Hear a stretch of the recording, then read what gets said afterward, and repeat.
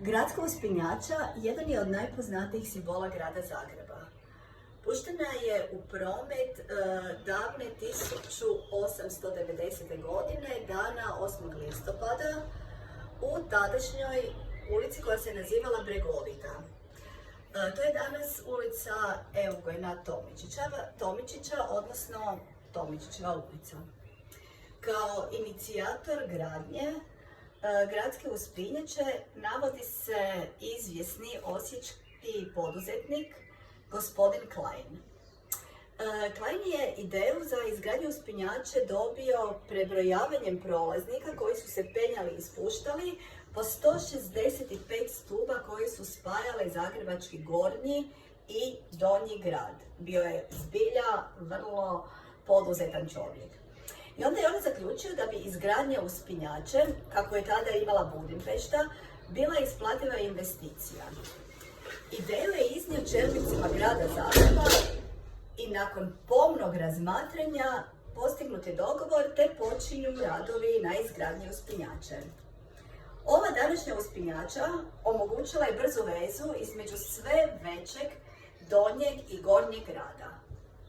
Trasa kojom ćemo sada proći i kojom smo prošli, dugačka je 66 metra, no međutim ona je postala najkraća žičana željeznica na svijetu namijenjena javnom prijevozu. Prvih godina uspinjača je imala nekoliko imena. To su bili zapravo nadimci kojim su je Zagrepčani oslovljavali, a to je Funcilare, željeznica na uže od žice, Arni uzvo, Stara dama i najpoznatija Zapinjača. Ali taj stroj, bez obzira na nadimke, bio je nešto najmodernije što se pojavilo u gradu Zagrebu i naravno kao takav izazvao je veliko zanimanje građana. Nekoliko zanimljivih činjenica o zagrebačkoj staroj dami, a to je da se zagrebačka uspinjača ubrajaju među najkraće žičane željeznice namijenjene javnom prometu, što smo već rekli, ali i to da je ona najsigurnije i najstarije sredstvo javnog prijevoza u Zagrebu.